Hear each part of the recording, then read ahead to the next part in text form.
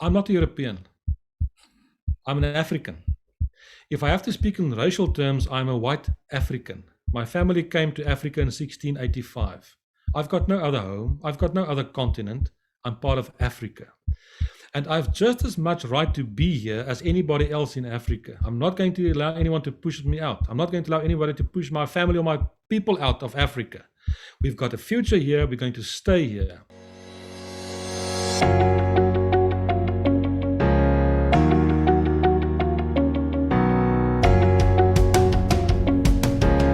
Hi everyone, I'm Petrus and welcome to WorldView. WorldView is a podcast where we explore everyone's perspectives on all things that can broaden our worldview.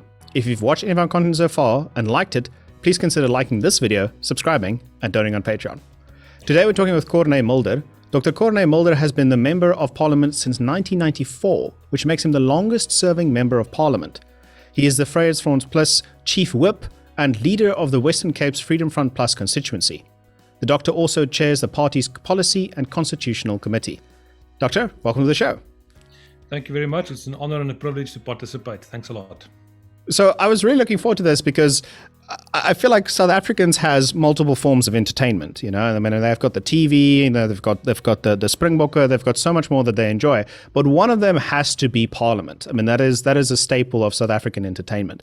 And having had so many years at Parliament, you must have had some amazing life experiences and some that might want you, walk away very frustrated. Could you just give us some of the highlights of your long career in the Parliament? What stood out? What was special to you?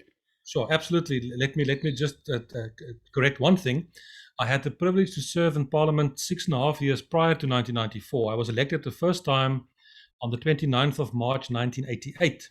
So I served for 6.5 years prior to 1994, and then since 1994 for 27 years. So the total is 33 years. So if I can just remind your viewers that when I got there, I was 29 years old. Mr. P.W. Botha was the president of South Africa. I saw him come and go. I saw F. W. de Klerk taking over, then the democratic election, Mr. Mandela, then Mr. Mbeki, Motlanthe, Jacob Zuma, and now Cyril Ramaphosa. So it's been quite a stint in politics. I've seen a lot and I've experienced a lot. You're absolutely correct. Parliament is a very interesting place. It changed over the years. It is a place to put ideas. It's a platform for ideas where people debate and put their views across. And sometimes you have wonderful humor and you have wonderful opportunities. And sometimes you see the bad also. So there are lots of things in terms of things that we enjoyed in terms of humor, but also sometimes it's a sad place. But you see, Parliament is like politics. Politics is like the ocean. Sometimes it's calm and there are no waves and everything is just calm. And the next moment, it can turn into a vicious storm and things get completely out of control. And you've got to survive in that environment. And I've done so for 33 years. Yeah, I mean, and we've seen some of these examples of where Parliament has acted in amazing ways and good discussions were had that actually changed the course of the way that South Africans live and the way that we talk about things, about situations that are really important. And it helps also a lot for the younger generation. I was born in 1994, so you've been all that time in Parliament. I was only born in 1994, and so I've seen the democratic South Africa grow in the ways that we've discussed interesting and important topics. But in some scenarios, I feel like the public generally focuses on some of the more negative things that have happened in Parliament, and that's kind of stuck with them. And one of the things that were actually kind of grey in terms of the way that it was handled in Parliament that I'd like to ask you about was in one of the previous State of the Nation addresses, as is customary for the State of the Nation addresses, that all previous presidents are invited to it. Former President EFF de Klerk was present in the parliamentary sitting. And then the EFF stood up and made multiple points of order from different individuals within the EFF party and basically told him that he's a murderer and shouldn't be there. I don't know if you remember the specific sitting. Yes, you do, yeah. What was your opinion in terms of how the EFF handled it and how South Africans should react to that scenario? Because in some cases, people are like, I'm going to ignore it. Other cases, people are like, okay, this is irritating or serious. Absolutely. No, people should remember that when the economic freedom fighters came to Parliament the first time, they made it quite clear and they openly said, we're going to bring the revolution to Parliament. In other words, we're not going to be bound by any rules. We're not going to be bound by any conventions. We are just coming here to change everything. And they've done that over the years. They've been acting outside the rules of Parliament. They've been very unruly as well. it's fun and games to a certain extent to make your point and to be clever in terms of a point of order, but sometimes it does get irritating and it's absolutely unnecessary. Now, that specific incident, I remember it very well, where I'm seated in Parliament, the gallery is right behind me on top, and the former presidents are seated right on the gallery in the front row, right on top where I was seated. So I remember the point very correctly. The EFF tried to make the point. They were taking one after the other point of order, and by doing that, they tried to frustrate the House. So they made the point, and they tried to create a impasse so that the president couldn't address the House and open Parliament, and they were going on about Mr. de Klerk and said that he was a murderer, etc.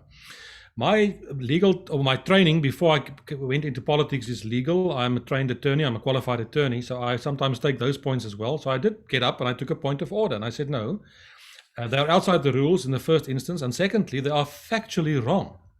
Mr. de Klerk is not in the gallery because he is a former president that served before 1994 in the old South Africa. He's in the gallery because he was an elected deputy president in the first term between 1994 until 1999. And he was invited as a former deputy president, so he's got all the right to be in the gallery like anybody else, like Thabo Mbeki or anyone else. The point you are making is wrong. But obviously the EFF is not interested in those things. They live on myths, they create myths, and then they try to have those myths become the truth, which is not the case. And it's very frustrating from the public's perspective, in the sense that there are these very orderly protocols and rules that are followed in the way that things are performed. And you said from your legal background, you understand exactly how these rules of the Parliament works. And you have these situations, and then the EFF kind of very much skirts the boundaries in terms of, okay, one point of order per person. Okay, start going through all of our members. They're trying to exploit this type of system, and we've seen a couple of scenarios where they tried to exploit the system too much to the point where they were thrown out of Parliament. But how do you feel like this is something that, according to a certain track record of revolution, bringing the revolution to the Parliament, should be taken proactively in the future, or is that stopping the discussion? No, absolutely not. Your viewers should take into consideration that the average lifespan of a member of Parliament, from when you come there until you leave, the average time that you spend in Parliament as a member is approximately 7.5 years. That is how quick the turnover is in Parliament. People come and go. Not many people stay for 10, 20 or 30 years. And the reason for that is that the most important thing in Parliament, if you want to survive, is credibility. Your credibility is at stake, and it depends on how you behave yourself. Does the House take you seriously or not? And that depends on the way that you act in Parliament, the points that you make, how you make it, how you present yourself, how you behave in Parliament. And the problem is that the EFF has said quite obviously they want to bring the revolution and they act outside the rules. But in that process, they've destroyed their own credibility. They are not being taken seriously in Parliament, and they're not being taken seriously outside Parliament, and they're not being taken seriously even by the media at this stage. That's why their support is dwindling at the moment, and they've got problems in that sense.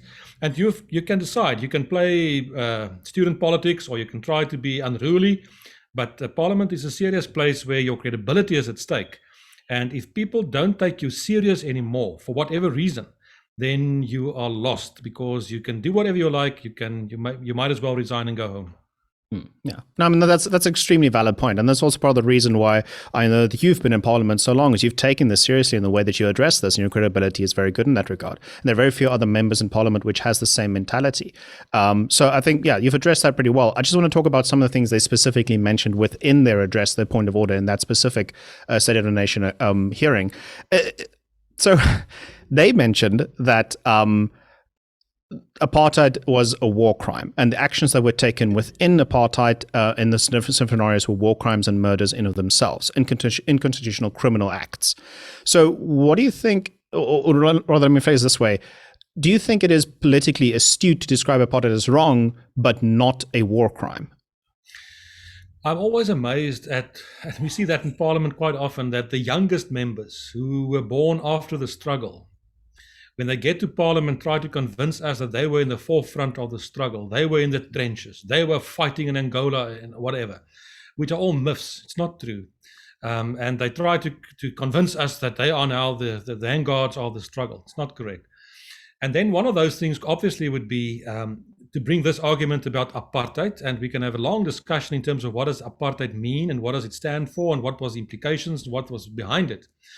But they see that as a ace of spades. It's a trump card. In other words, if I can tag you as being supportive of apartheid or something that have anything to do with apartheid, aha, so you're guilty and you've got nothing further to say, no argument is valid, and I will be talking and you must listen. And that's completely false. It's completely wrong. The whole debate whether apartheid was declared a crime against humanity, there's a huge discussion about that, and there's quite no agreement on that, because a resolution was passed way back then in the National Assembly of the United Nations, the UN Assembly. But when that was brought to the Security Council, it was never passed by the Security Council because some of the Western powers vetoed that whole process. So it's a nice propaganda thing to come and say, well, it was a crime against apartheid. Why? Because the majority of countries felt like that at the time, and now I can take a brush and paint you and whatever, tarnish your image or whatever the case may be. So the second thing would be, if you look at apartheid in terms of that, you'll find that many years, even before 1994, the National Party then moved away from that policy. It was even in the 80s they moved away from that policy. As a matter of fact, the National Party took a decision on the 1st of October 1985, in which the National Party then said South Africa is one united country with one common citizenship and everybody should have the right to vote. So that was already the end of apartheid in that sense. And because of that reality, to try and paint everything now in those terms simply doesn't make sense. Obviously, and there's a difference, and I don't disagree with that. Yes, certain things were done wrongly in those times. Let me just put it in that perspective. The National Party accepted the principle of one South Africa, united South Africa in 1985. But then they tried to control being a minority. You can't do that. You are forced in terms of one person, one vote into a majority government situation. And because they accepted the principle, but they were not prepared to accept the consequences, that's the time when you had the important role played by the security forces. And there's a nice book written by Mr. Coleman in terms of the things that happened during the TRC process, the Truth and Reconciliation process. And you'll find in that report that most of the things, atrocities and things that went wrong in that sense, happened during that process after 85, when they moved away from apartheid or separate development already, but they wanted to cling to power. So even if one were to take the position that I want to say most, amateur historians would, and the public perception internationally would, that apartheid was wrong and under it certain acts happened that was wrong, if you were to take that position, you wouldn't be able to move that from a public perception to a legal position in terms of making a defense. And if you were to try and make that scenario, would it be fair for me to say that they kind of are crying wolf multiple times, in the sense that they keep using this as an argument, and every time they use this argument to link it to our previous discussion, they lose credibility and they actually tarnish the acts that were performed in apartheid that were wrong. They tarnish the memory of those acts and getting justice for those acts by continuously using this. Because I feel like the public perception, and I'm only talking from my own small world here, but the perception is that most of our generation have been taught that wrong things happened in apartheid and that should be rectified and in the way that it was performed either or even condoned by certain parties. But now that it's being used as such a defense continuously, people are struggling to find it that has the same weight as it used to. Does that make sense? Yes, it does make sense, but absolutely. But even that is only half of the truth. Very good things happened also in those times, because the impression has been created that everything that happened in the past was bad. No, it's not true. When the ANC came into power in 1994, they inherited the strongest economy in Africa, a country with the strongest economy, with the best infrastructure, with the best electricity grid. Eskom was a top company in the world, with the strongest military, and I can go on. Since then, the ANC destroyed basically all of that. So it's not a question that it was just bad. Good things also happened in those days, and it's quite interesting nowadays that you hear more and more people, black people even, saying some things were better even during those days. So it's not, but obviously your point is correct, that the EFF is trying out and they're jumping on that bandwagon. And the reason for that is the ANC also, when the ANC comes under pressure, they always jump back to that. I've said in Parliament in numerous speeches, the problem with the ANC is, and the EFF as well, is that they go into the future with their backs facing forward because their vision is to the past. And if you do that, you tend to stumble and fall over wheelbarrows, and we see that in terms of their performance. Yes, definitely. Okay, so I want to take one of those points and address the mismanagement of a lot of public sources that have been obtained since apartheid, have been built since apartheid by the current ruling party, which is the ANC. And this has caused a lot of people, especially in the municipal elections, so in different type of scenarios, to then say, okay, we don't want the ANC managing stuff anymore. We now want a different party to manage it. And they will try to vote municipally in the municipal elections to try and get those parties to manage things. And some actually say that this isn't enough. And this is where we're currently getting to explain to people in a longer analogy what the Cape Independence Movement is. This is what the Cape Independence Movement strives to do. It tries to get the management away from the ANC because of their poor track record nationally, and then give it into the hands of somebody who will hopefully manage it better, which has been the current management of the Western Cape.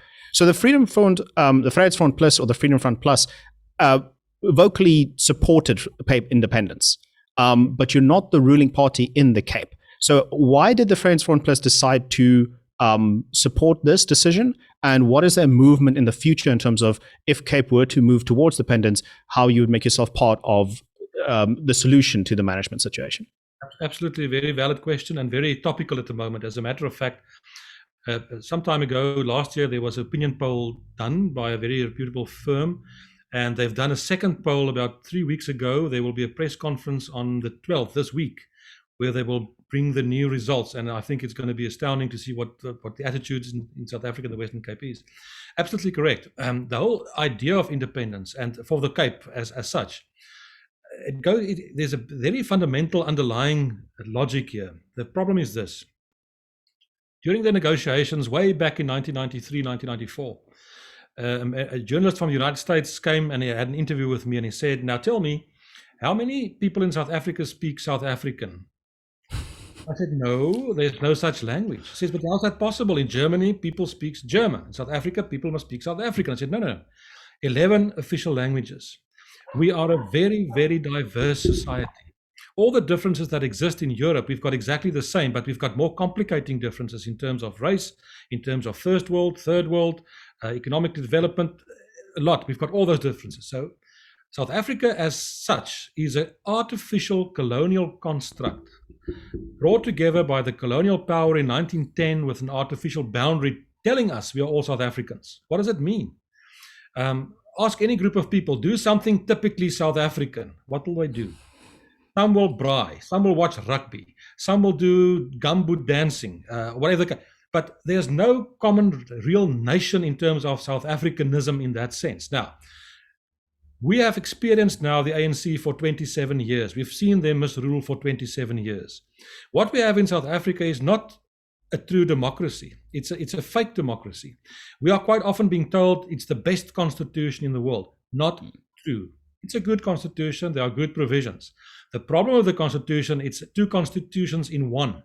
You will find all the best international practice points in that constitution, but they're all qualified. This and this and this will be the case, but if you need to redress this and this, you can do that. And all those redress kind of things is exactly creating the problem. So the ANC failed. They failed miserably. They couldn't deliver. They couldn't bring stability. They can't get the economy growing. They are a failed party. Because of that, people tend to say, but why on earth should we be ruled by the ANC? And what kind of democracy is this, where you've got the power to govern just because you are the majority? The test in modern democracies is something completely different. The test in modern democracies in the year 2021 is, what steps do you take to protect the rights of your minorities? How do you look after minorities in your country? It's not only democracy to have a one person, one vote, and then the majority governs, because that is called tyranny of the majority. So to make a long story short, the whole idea of independence, and I've played a pivotal role in my little career. One of the highlights of my career was I had the opportunity way back in 1996 when we wrote the current constitution. I had the opportunity to propose in the Constituent Assembly that wrote the Constitution, Section 235, that deals with self-determination. And we feel very strongly about that. And all the processes at the moment that deals with this idea are all based on Section 235. So from the Freedom Front Plus's point of view in the Western Cape, it's a development at the moment that is running very strongly. To give you an example, we've got an organization here, it's a civic organization called Cape Exit. In March of last year, they had 7,000 signed up members. About a month ago, they now have 820,000 members in the Western Cape. 820,000 members. They've got more members than the ANC received votes in the last election in the Western Cape. The Democratic Alliance received, I think, about 1.2 million votes. This organization's got more than 800,000 members. And if you sign up to become a member, it's not like a Facebook group or something that you just like. You actually complete a membership form. You give your details, your name, your address, your cell phone, your everything. And then you are required to tick 2 boxes. Are you in favor of Cape independence, yes or no? And if a referendum should happen, will you participate in that referendum to vote yes? 820,000 people have signed up for that in the Western Cape. So there's a strong development in that process. And the Freedom Front Plus feels very strongly about that. We support that. And the current government in the Western Cape, the Democratic Alliance, is in a very difficult position. The majority of those 820,000 people voted for the Democratic Alliance in the last election. So if the Democratic Alliance is not going to get on board, the voters will leave them. And I'm obviously busy at the moment to get those people to support the Freedom Front Plus. You've got to vote where your support base would be. If you support the principle of this, absolutely. Why independence? Let me try to conclude with that. Why independence? I am convinced that as a minority, you will not survive in Africa without geographical base under your feet. You will not survive. You cannot survive as a minority at the behest of the majority. We will tolerate you. For example, in the riots we saw in KZN 2 or 3 weeks ago, we are told we've got a wonderful constitution. I didn't see one example when those things happened, where one owner could have go outside and say, whoa, stop, this is the constitution. You're not allowed to do that. The constitution says, I've got rights, I'm protected, go away. It didn't work that way. You will not survive in Africa unless you have a geographical area where you form the majority, where your values are safe, and where you can look after yourselves and take your own decisions. And there are wonderful examples in that. I can go to Rwanda and the genocide that happened there in 1994. It exactly says why it's necessary. Yeah. And in this scenario, we see a lot of people, having they're seeing the situation in South Africa, and both in management, they're seeing the things in socioeconomic circles, like, for example, the KZN riots, and they're strongly believing that a Cape independence movement is the same. As you've mentioned now, the numbers are quite decisive in the way that this is portrayed. Do you ascribe these type of almost want to say extremely dividing and extreme examples of mismanagement by the ANC as the lead driver for the success that the Freedom Front Plus experienced in the recent election? And of course, we'll briefly talk about this later, but I just want to say this will also lead into an expropriation without compensation discussion for the other provinces. Yeah, sure. No, definitely it did play a role. People started to realize we have given our support base, and the whites in general and other minorities, quite naively went into the 1994 dispensation by saying, okay, fine, wonderful. We are going to create this rainbow nation. We are all going to be exactly the same. It will be a non-racial South Africa, and we will all have equal opportunities. And somehow we are now in a more racist society than even before 1994. Each and everything is based on your race. Can't be acceptable. Absolutely wrong, and that's why it's failing. And then you've got a government that's completely inept, it's completely corrupt, it can't deliver, and people started to say, whoa, stop the bus. Now, every evening, people look at the news, also in the Western Cape, and they see the absolute collapse of infrastructure, the collapse of services, the collapse of local government in the rest of the country. And they say, whoa, we are not going to allow that to happen in the Western Cape. We don't know what we need to do, but we need to do something to prevent us falling and going into that same route. And that's part of the independence thing. And when we saw what happened basically in KZN this time around, people say, no, we are going to do our own thing. And then obviously what happens is some of the critics would say, no, it can't work. Why? The ANC will not allow it. No, it's not true. You can't put your future in the hands of somebody else. It's not for the ANC to decide. They can delay it. They can't prevent it. People must take their own decisions and create the reality, and then the legal implications will follow after that. Yeah, if I may be so bold, if they're not able to stop riots in KZN, they'll not be able to stop the Cape from succeeding. It's a same scenario, two different groups, but same scenario in terms of Absolutely. the power of the ANC in this scenario, which is exactly. It's a failing state. They are a failing government and a failing state. So in this scenario, there's also the question that the reason why the Freedom Front Plus necessarily isn't the opposition party at this point in time, and rather the DA is that DA sometimes, at least in popular perception, represents the more modern, the younger generation's view on things. So they're more of a liberal generation. They have more widely accepting views. They've been more convinced of the Rainbow Nation message from South Africa. Let me put it that way. And there's a lot of sentiment that the Freedom Front Plus, or as I mistakenly continuously saying, the Vryheidsfront Plus, I know we're talking English, but the Vryheidsfront Plus exists to further the Afrikaner identity of self-determination. How do you think that this younger generation and this increasing generation in terms of our population percentage, our demographics in South Africa, how do you feel like this affects the future of the Freedom Front Plus in terms of that divide in identity, the more Afrikaner identity or conservative identity in comparison to the more liberal younger generation? Sure. That's more they're becoming more globalized, really. No, absolutely. The first point I would like to make is that I always put the point and I say that self-determination or the rights of minorities has got nothing to do with liberal or conservative. It's got nothing to do with left or right. As a matter of fact, internationally, organizations and political parties that go for self-determination or minorities that go for their rights, you'll find on the left of the political spectrum. So those are progressive ideas in terms of what real democracy means. Democracy can never mean tyranny of the majority. So in the Freedom Front Plus, as a party, yes, it's correct. When the party was founded in 1994, it started off from an Afrikaner base, and it was a question of Afrikaner nationalism and the whole question about that. But I would say about 6 years ago, the party repositioned itself. We changed our mission statement. We went through a whole process, and the party changed itself and said, no, we recognize where we come from and we still respect that, and it plays an important role. However, we have repositioned ourselves to become a party that looks after the interests and the rights of minorities, all minorities in South Africa. And suddenly we find support across the board from different minorities. In the Western Cape, for example, I've got the most candidates for the local government election will be in the Western Cape on the Freedom Front side. And half of them will be not from the white community. They are colored people.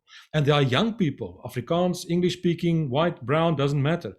So we are reaching out to other communities, and we find support in that because the ideas that we put on the table are those that are in line with best practice international modern things. If I can come to the DA in that sense, yes, the DA actually went for the whole democratic idea of the Rainbow Nation, one beautiful South Africa.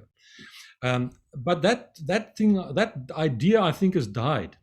And the problem with the Democratic Alliance is they still have their eyes on the union buildings. They want to get control of all of South Africa and govern then all the people in South Africa. Good luck, enjoy, and I hope you are very successful. I've got no intention of trying to achieve that. The second thing that plays a very important role, why did people in more numbers vote for the Democratic Alliance? It was not about policy. It was not about liberal ideas or Rainbow Nation.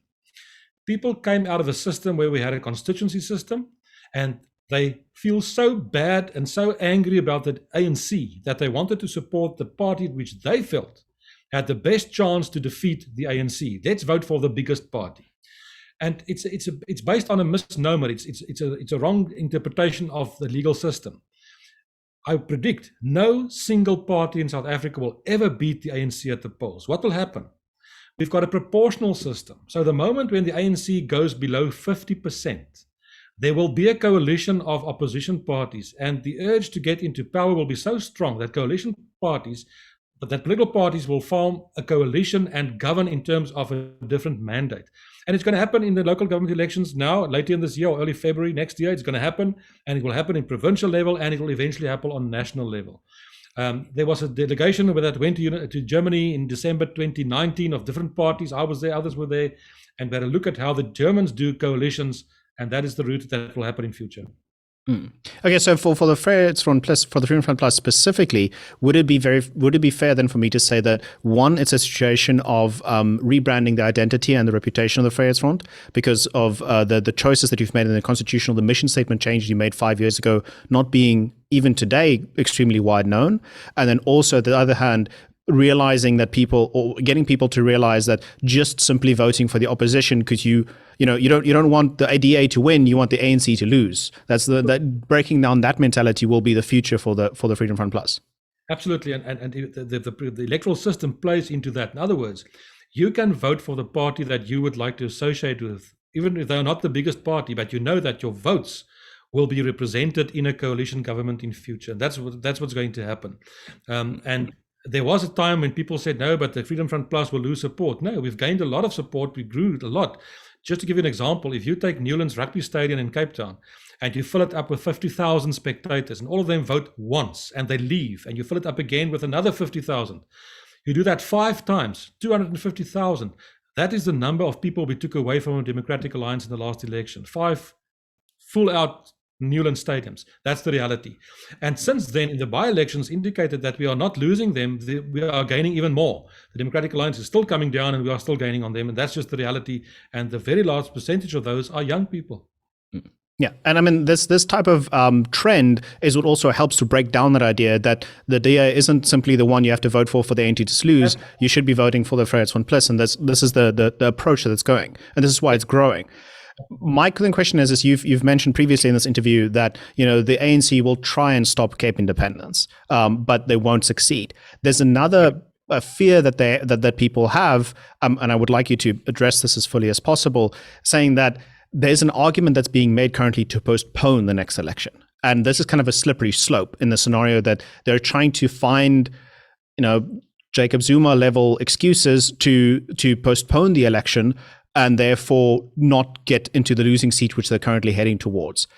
Is this something that, do you think that they will happen next election? Will this succeed? Will this completely fall flat? Will they not go through with it? What's the scenario around this from your parliamentary view?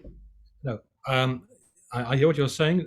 If you look at the local government elections, in terms of the Constitution, Section 1 that deals with the founding provisions of the Constitution, the founding principles involved, one of them states in Section 1C that we should have regular and free and fair elections as a principle. And then you've got Section 19 in the Bill of Rights that says individuals have the right to vote in regular elections, etc., etc. And then you've got the provision that says there should be elections every 5 years, and then there's a 90-day period that can go beyond that. And that 90-day period in terms of the local government elections takes us to the 3rd of November. And that's why the current date was set for the 27th of October. Then, as we all know, Judge Moseneke was asked to do a report on the whole issue. He came back and he said it can't be free and fair. So now the question is, if he says it can't be free and fair, is there any sense in having a regular election if it's not going to be free and fair? What's the sense of having people elected but it's not free and fair? So a little bit of a constitutional crisis in that sense. I think what's going to happen is that the Constitutional Court, there's an application, we'll have to see what comes out of it, but I think what's going to happen is that it's going to be postponed, but as Judge Moseneke suggested, not later than the end of February. My prediction is the election will be on the 23rd of February, but I may be wrong. So if that happens, the Constitutional Court will be able to say, no, it's still regular because it's only been moved because of the pandemic, and then it can be free and fair. So that's the one scenario. If you come to national elections and provincial elections, we are bound to have them in 2024 again. And I don't see that the ANC will succeed in postponing or moving away from democracy. In terms of the Constitution, the Constitutional Court, and the citizens won't allow them to do that. If they break the contract and take the people's right away to vote, people will take other steps to protect their own position, their own rights. So I'm not concerned about that. The ANC, there are other ways. The ANC may try to change the electoral system, which is dangerous. Normally, governments that are about to lose power try to change the electoral system to entrench themselves further, and we must try to prevent that. Yeah, okay, so that's important for people to keep an eye on, see what bills are being passed, what actions are being taken, then actively use against it, because it's easier to prevent beforehand than it is to try and fight it retroactively, for example. So moving on to one of the other topics that we briefly touched on when talking about the growth of the Freedom Front Plus in the past election was the situation or the question about expropriation without compensation. It's a very hot topic, it's a very topical topic, but we've seen its effect mostly actually in other provinces than the Cape. So for example, in Limpopo, a lot of the opposition to the majority ANC there actually lost a lot of their votes, and all of those votes went to the Vryheidsfront Plus, which took a very active and very clear stance against this policy, which is affecting a lot of minority communities in those areas. What do you feel, or do you think that the policy as it currently stands is going to pass? Now that it looks like the ANC and the EFF can't agree on anything, they'll not be able to make a coalition to have this pass, so then the other groups will stand against it. Is there any future in this, or is this just a waste of time of Parliament? Many years ago, there was a television program which was quite nice about a group of guys called the A-Team. And they had a saying, it's neat when a plan comes together. So when it comes to this expropriation thing, I must say it's neat when a plan comes together. I'm serving on that committee. I've been serving there for the last 3 years, trying to prevent exactly expropriation without compensation, because it's a lot of words, but it simply means enable the government to steal other people's property. That's what it means. Nothing more, nothing less. In layman's terms, that is what it says. Absolutely. It's confiscation of people's property. Now, the ANC, to do that, needs to amend Section 25 of the Constitution, and to do that, they need a 2/3 majority. They've got only 230 seats in Parliament, and they are short 37 seats to get to a 2/3 majority. They need 267. They don't have that. So the only way that they could get to 267 is they need to get the EFF on board to support their idea, and then they can amend the Constitution. Now, the EFF obviously plays revolution, and they still say, no, we've got a more radical approach even. We want the state to confiscate all property. It should all belong to the state, and then the state will decide you can go and do some farming for 3 years, and then it's up and give it to somebody else. The ANC doesn't believe in that. They want to expropriate certain properties, but they still believe in property rights in terms of the protection of the right of property is only not perhaps my and your right of property. So the problem is this, that the ANC cannot get a 2/3 majority. So they've reached a stalemate in the committee, and there's a nice process behind the scenes that assisted us to get us to that point. So now what the ANC has done, they have adopted certain proposals which are their proposals, and they were not supported by any party in the committee. It was only by the ANC, and the ANC's got a majority, so it's only their support and their ideas. That they published in a bill at the moment, where there can be commentary until the 13th of August, and then they will bring it back to Parliament, and in the committee, the ANC will push that through with their majority in the committee. But then they need to bring that bill as amended to the House, and in the House, they will need a 2/3 majority. Things may change, but as they are at the moment, they won't get a 2/3 majority, and that will mean that Section 25 remains as is. They cannot amend the Constitution, and that will be where we are. And you don't think there's a scenario where, backhand playing, corruption, or any of those details could constitute getting the EFF to come on board with signing this one as it is in its current format? It's always possible. You can never trust the EFF. You can never take them by their word. You don't know what they will do. But the problem is, I think the EFF doesn't want to give them a 2/3 majority. Why? It's politically expedient. Why? That they want to go to the electorate and say the reason why you don't have property for free is because the bad ANC doesn't want to confiscate all property. The EFF is prepared to do that. Vote for us next time. We've got the more radical approach. We will confiscate all those white farms and just give it to you. And that's why they are playing a political game in that sense. What the ANC is going to do if they can't amend the Constitution, which I think will fail, they will come to Parliament with a normal, ordinary law in terms of expropriation law in Parliament, and they will pass that with a 50% majority. And then they will say, well, we're going to do it in terms of the normal law. Then the test will be, but is that law constitutional? Can it survive constitutional muster when it's weighed in terms of Section 25 unamended? So there's going to be some huge battles still, but I think the first one, we have succeeded in preventing them from amending Section 25. So where are these? So the ANC claims that it's the will of the people, a relatively ambiguous term, admittedly, but it's the will of the people that they want expropriation without compensation. And these people that do have this opinion are theoretically the ones that the EFF specifically want to target and get support from. So my question is, who is this group, and why would they choose between the ANC and the EFF? Or even, does this group exist in the first place? I think the group that we're talking about is a faction within the ANC. Those are in favor of radical economic transformation. They are pushing this agenda. And it's also based on a myth. The ANC is a very interesting organization. They survive on myths. They create a myth. And if you repeat a number of times a lie, then if nobody challenges that, it becomes the truth. It's a myth.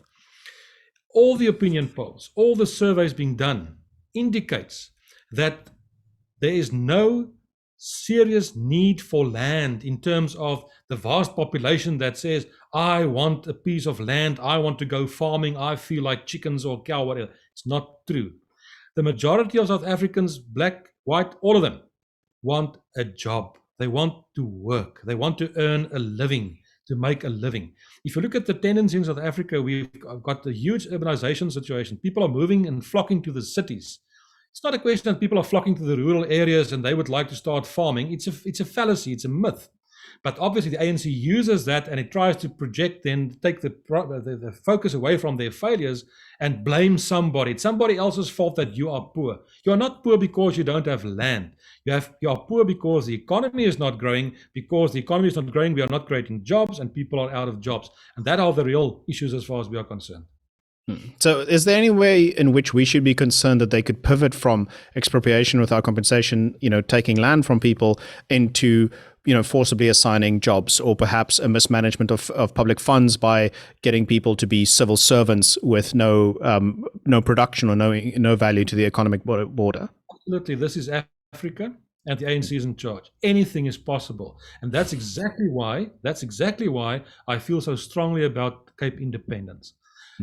I just imagine what kind of wonderful country can you create with values, the norms, with the economy that's growing. An absolute jewel in Africa can be created and the potential is there. But if you don't do that, the ANC is capable of anything. They've been in power now for 27 years. They are not voluntarily going to relinquish power. And as their empire is crumbling at the moment, it's becoming a failed state. They're losing control all over. They will grasp at straws. We know that, and we must make provision for that as well. Okay. So I want to pivot over from this discussion also to one about Zuma's legal case that's currently ongoing. The most recent news is that he was incredibly excited to appear in court and defend his case because the truth was going to come out, and now he's sick again, so he can't attend court. And this type of back and forth in terms of what's theoretically supposed to be our highest legal situation in South Africa, highest legal court dealings in South Africa, has become kind of people don't know what to expect next. It's coming up a bit of a joke in the scenario. So from as a legal expert yourself, what is your opinion on the Zuma legal case and what can be done? Like what rules and procedures? I know he's already in jail for the contempt of court, but it doesn't seem like it's stopping him from moving away from the corruption charges that he still faces to this day. Like what in that case can be done to prevent them from pursuing these Stalinist tactics? Well, one of the founding provisions of the Constitution in Section 1, entrenched with 75% majority, also refers to the rule of law. And in terms of the rule of law, we are all equal before the law. Also, Mr. Zuma should be equal in the same vein as anybody else. And because of that, he should face the law. Now, as you correctly point out, he was the one that said on many occasions, he can't wait for his day in court, but he doesn't want to go there. And it's quite obvious. He's going to try and do each and everything not to get into court. My first irresponsible reaction would be, but I know it can't be done, I would say go ahead without him, that's fine, but you can't do that. But there has been cases where the seat of the court was moved. And perhaps they should move the seat of court and have the trial in the prison. Make it available in prison. He can be in the corner in his bed and he can listen to what's being said, and they can have it in prison and have the trial right there. And if he can't come to court, let the court go to him. But we cannot allow an individual, for whatever reason, to mismanage the situation and to jeopardize the whole question of legality in South Africa and undermine the rule of law. He must be responsible for the things that was done in his name, and if there are things that he are guilty of, then he should take the responsibility. If he's innocent, let him prove that he's innocent. And obviously, our view is that it should go beyond Mr. Zuma. If you look at all the corruption, all the cases that are still waiting to be prosecuted, let's see where the Zondo Commission goes. But you cannot allow Mr. Zuma to undermine the whole constitutional process, the legal process in this vein. It's quite obvious. He's going for tests, and now it will be another 6 months. We can never accept that. So at which point should the public say, okay, this is kind of the deadline in terms of what this is acceptable for us to deal with, and then put pressure on the legal system to be able to take these actions, like, for example, move the court to him to be able to get a ruling out of the scenario? I think we've already beyond that point. I think the public is sick and tired of the whole thing, and I think they are feeling, listen, this guy is wasting our time, he's wasting our money. I was part of the investigation into the whole Nkandla thing, 265 million spent on a person's private house, taxpayers' money. It's absolutely unacceptable. I think people are way beyond the point that they want to tolerate this behavior, and we should take the necessary steps and have the court case go ahead in any case.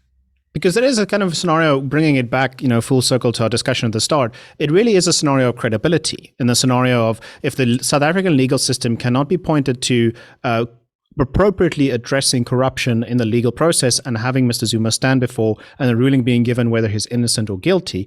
If that situation can't be happening, then there can't be placed trust in the way that money is managed in South Africa. Therefore, the economy will suffer under it. So do you feel like the actions here should be taken not from the interest of perhaps finding, justice or the scenario around it, but rather from South Africans' perspectives that they want jobs, they want a better economic environment? Absolutely. You're absolutely correct. One of the basic things in any state, for a successful state, is an effective operational legal system where people can trust the legal system. They know there will be justice. As long as this thing is not sorted out, people say, but there's no justice. And people will then also say, but why should we keep to the law? Why should we continue paying our taxes? Why should we respect the police and whatever the case may be, and the state will crumble even further? You cannot allow one person, for whoever that may be, to undermine the legal process, and the necessary steps need to be taken. It's never acceptable. Can't be. So in this scenario, I want to end off with, I want to ask you, the common person in South Africa that's getting frustrated about this, that reads News 24, that has a scenario that's happening, what are the channels that you would most recommend them for allowing this type of situation to be dealt with more swiftly to benefit all of South Africa? Is it their constituents that they should contact, and which are the portals in which they can most easily be able to do this? I think what we need to do is a combined approach. Us, from the political party side, should put this on the table within the parliamentary processes on different levels, put some pressure on the Minister of Justice, put some pressure on the President, on the prosecuting authority, but civil society should also play a role. At the moment, it's difficult because of the COVID regulations. But citizens should also play a role and put the necessary pressure on the prosecuting authority and on the courts. We don't want to act unlawfully. But we can never condone this and say, okay, well, for this or that or the other reason, we should not go ahead. We can't do that. As a last parting comment, would you feel that one of South Africa's biggest problems is actually its apathy in the way that South Africans are dealing with a lot of these scenarios? We have such a wonderful capacity as South Africans to be able to laugh about hardships in a way that we actually find that as a point of pride, that we're able to laugh about this and come together as a community as stuff that's difficult. But this also at the same time generates a bit of apathy. Is that something that frustrates you, or do you feel like we should keep this positive spirit always? Well, the positive spirit is good, and we should also see the bright side, and the humor is good. But we've been tolerating things in this country that will not be tolerated anywhere else. And we need to move away from that. And how do we do that? No one should be as interested in our future or your future as the people should be themselves in terms of taking charge of their future. We are paying taxes. People are suffering to make it ends meet. But we've got a government that is absolutely just going on as if it's a spending spree in terms of corruption. People should wake up and take responsibility. And if people feel that they don't want to get involved, at least get yourself registered and go to the polls and vote other people into power, that we can have a government that will look after what needs to be done. Well, thank you so much, Dr. Mulder. I've really, really appreciated this conversation. I just want to give you a last opportunity if you want to add anything or say anything to the people, the viewers. Sure. No, from my perspective, when I speak to people, and quite often in interviews, I tell them, I'm not a European. I'm an African. If I have to speak in racial terms, I'm a white African. My family came to Africa in 1685. I've got no other home. I've got no other continent. I'm part of Africa. And I've just as much right to be here as anybody else in Africa. I'm not going to allow anyone to push me out. I'm not going to allow anybody to push my family or my people out of Africa. We've got a future here. We're going to stay here. We've got wonderful opportunity. There are wonderful, positive people across racial lines and across groups in South Africa. And we can create a wonderful, prosperous future. But then people must take responsibility for their own future. We must get rid of corruption. We must get rid of the ANC as a government, and we must develop, and we can do that in a very exciting and a prosperous manner. I'm optimistic. I've got 4 children. I've got 2 grandchildren. I'm going to stay here. We're going to have a wonderful future. And it's luckily not for the ANC to decide what my future or the people that we support, their future will be like. So I'm very excited. I'm optimistic. And tomorrow will be another day. Wonderful. Thank you so much for that message. I really, really appreciate it. To our viewers, if you've made it this far and you acknowledge or agree with the perspective, or just want to share the message for other people to perhaps view this perspective, please by all means share Dr. Mulder's message to everybody around you. It obviously, of course, helps us as a YouTube channel as well. We're a business I'm running here, but in terms of getting the message out there, getting the discussion going, getting the important things happening, please by all means support Dr. Mulder and the message in that way.